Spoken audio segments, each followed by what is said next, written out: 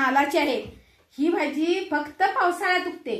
ही भाजी आपल्या शरीरासाठी चांगली उपयुक्त असते, त्याच्यामुळे ही भाजी आता हल्लीच्या ह्याच्यामध्ये कोणी सुद्धा खात नाही। पण ह्या पूर्वीची जी लोक होती ती ह्या रानभाज्या खाल्ल्याशिवाय त्यांचं हे होत नसते, कारण की त्यांना भाजीच कधी माहित नव्हती मेथीची कशी असते, शेपूची कशी असते, पण ह्या रानभाज्या त्यांनी खाल्लेल्या आहेत। म्हणजे आमच्या आधीची जी माणसं आहेत ती, हे आळू आहे, हे आपल्या आजूबाजूच्या परिसरात तरी आढळतंय। ही भाजी आम्ही केव्हा खातो? फक्त नागाच्या दिवशी तेवढं, आधी मध्ये कधी खात नाही, बरोबर आहे। पण ह्या भाजीपासून आपल्या शरीराला लोह मिळतंय, याचं कुणालाही गांभीर्य नसतं, आम्ही खातच असतोय कधी, त्याच्यामुळे काय प्रश्न येतो।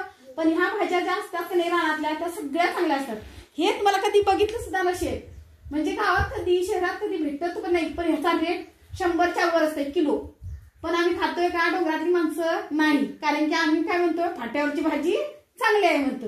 ही भाजी कधी सुद्धा खात नाही, कारण पण ही एकमेव अशी आहे, काटेली म्हणतात त्याला, म्हणजे करटूल।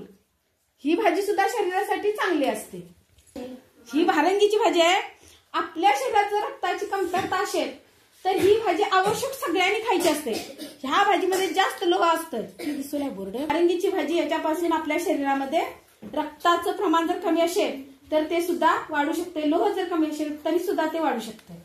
अक्कूर, त्यावेळेला मिरगाचा पाऊस पडतोय त्यावेळेला ह्या भाजीचा उगम होतोय, म्हणजे ही भाजी उगाते रानात, म्हणजे हा, आणि त्याच्यामुळे ह्या भाजीच्या समोरची जी कुडी, म्हणजे आम्ही टिक्की म्हणतोय समोरची, त्या टिक्कीची सुद्धा भाजी होते। ह्या भाजीला हे असा मोहर येतोय, हा मोहराची सुद्धा भाजी होते, पण आम्ही खात नाही, आम्हाला फाट्यावरची गोड लागते। त्याची भाजी म्हणजे आम्हाला अंगामध्ये जर कामण्याची भाजी खायची असते, ही भाजी चांगली असते।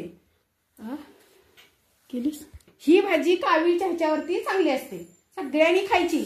ही तुमच्याच परड्यातली आणलोय मी काय माझ्या शेतात आणली नाही, तुमच्या पाठीमागच्या शेतातून ही सुद्धा रानामध्ये भेटते। ह्या भाजीपासून आपल्याला जर मूतखळा असेल, म्हणजे लघवीला जर जाळजळ होत असेल तर ही भाजी, दातासनं जर आपल्याला त्रास असेल तर ही भाजी खायची सगळ्यांनी। कसली? कुरडूची। ही भाजी आहे भोपळ्याची, नमकीन इंग्लिश मध्ये म्हणतात त्याला, भोपळा लाला तर त्या भोपळ्याला पंपकिन म्हणतात का नमकीन? कोणी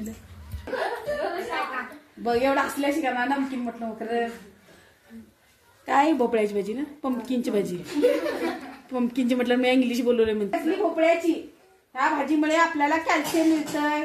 त्याच्यानंतर ह्याला जर फळ लागलं तर आम्ही त्याचे काय करतोय, वडे करतोय, ढेपे करतोय, ते आम्ही काय कधी खाल्ले नाही, पण वडे खाल्लो, बरोबर।